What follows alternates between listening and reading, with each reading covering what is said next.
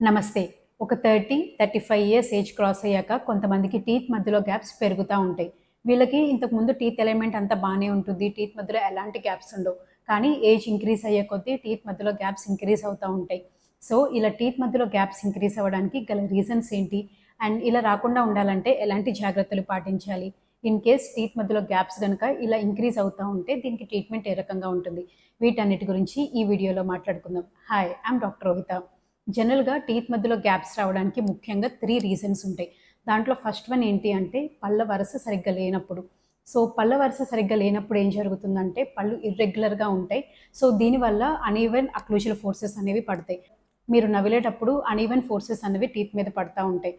So, ఇట్లా uneven forces పడినప్పుడు, అన్‌బాలెన్స్‌డ్ forces పడినప్పుడు జనరల్‌గా ఏంటంటే గమ్ ప్రాబ్లమ్స్ రావడానికి ఎక్కువ ఛాన్సెస్ ఉంటాయి. సో, గమ్ ప్రాబ్లమ్స్ వచ్చినప్పుడు జనరల్‌గా చుట్టూతా ఉన్న ఎముక అరిగిపోతా ఉంటుంది. అండ్ పళ్ళు కదిలిపోయి టీత్ మధ్యలో గ్యాప్స్ ఇంక్రీజ్ అవ్వడానికి ఛాన్సెస్ ఎక్కువగా ఉంటాయి. సో, ఫస్ట్ రీజన్ ఏంటి అంటే పళ్ళ వరస సరిగ్గా లేనప్పుడు అండ్ అనీవెన్ ఫోర్సెస్ కనుక టీత్ మీద పడుతున్నప్పుడు జనరల్‌గా టీత్ మధ్యలో గ్యాప్స్ రావడానికి ఛాన్సెస్ ఎక్కువగా ఉంటాయి. సెకండ్ వన్ ఏంటి అంటే పెరిడాంటైటిస్. పెరిడాంటైటిస్ అంటే ఏంటంటే gums and bone infection. So, ఇట్లా గమ్స్ అండ్ బోన్ ఇన్ఫెక్షన్ రావడానికి మెయిన్ రీజన్ ఏంటి అంటే పళ్ళ మీద ఉండే deposits. So, proper oral hygiene పాటించినప్పుడు అంటే నోటి పరిశుభ్రత సరిగ్గా పాటించినప్పుడు జనరల్‌గా డిపాజిట్స్ అనేవి పంటి మీద ఏర్పడతాయి. సో, ఇట్లా డిపాజిట్స్ ఉన్నప్పుడు జనరల్‌గా గమ్స్ అన్నవి అక్కడ ఇన్‌ఫ్లేమ్ అవుతా ఉంటాయి. అండ్ దీనివల్ల రాను రాను ఏమవుతదంటే చుట్టూతా ఉన్న ఎముక అరిగిపోతా ఉంటుంది. సో, ఎప్పుడైతే చుట్టూతా ఉన్న ఎముక అరిగిపోతా ఉంటుందో టూత్‌కున్న సపోర్ట్ అన్నది లూజ్ అవుతా ఉంటుంది. సో, టూత్‌కున్న సపోర్ట్ లూజ్ అయినప్పుడు జనరల్‌గా టీత్ మధ్యలో గ్యాప్స్ రావడానికి ఛాన్సెస్ ఎక్కువగా ఉంటాయి. సో, టీత్ మధ్యలో గ్యాప్స్ రావడానికి ఇంకో మెయిన్ రీజన్ ఏంటి అంటే పెరిడాంటైటిస్ అంటే gums and bone infection. Third reason suppose in case మీకు ఏదైనా ఒక టూత్‌కి డికే వచ్చింది. సో, దానివల్ల పెయిన్ వచ్చి ఒక టూత్ కనుక రిమూవ్ చేపించుకున్నారు. సో, ఇట్లా రిమూవ్ చేపించుకున్నాక వెంటనే దాన్ని గనుక రీప్లేస్ చేసుకోకపోతే ఇన్ లాంగ్ రన్ అంటే గ్రాడ్యువల్‌గా ఏమవుతా ఉంటుందంటే పళ్ళన్నీ కదలడానికి, ఆ స్పేస్‌లోకి మూవ్ అవ్వడానికి ఛాన్సెస్ ఎక్కువగా ఉంటాయి.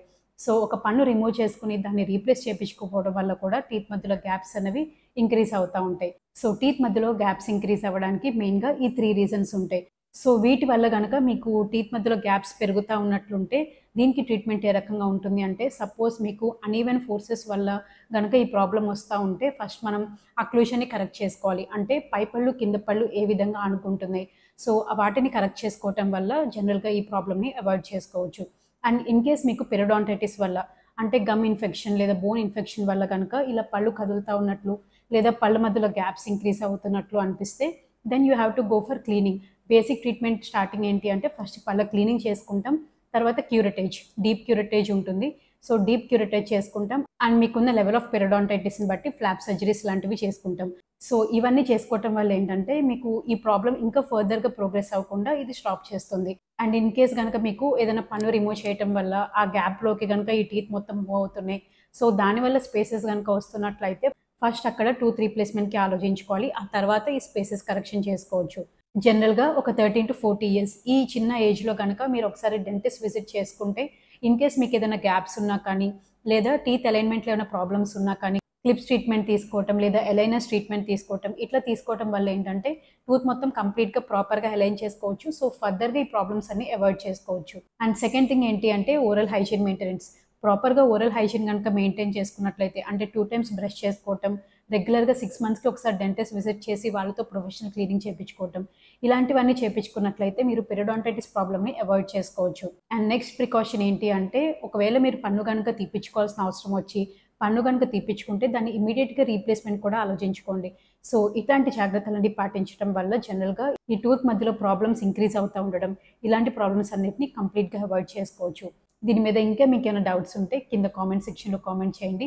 ఈ వీడియో కనుక మీకు ఇన్ఫర్మేటివ్‌గా అనిపిస్తే లైక్ చేయండి, షేర్ చేయండి, సబ్స్క్రైబ్ చేయండి. This is doctor Rohitha. Thank you.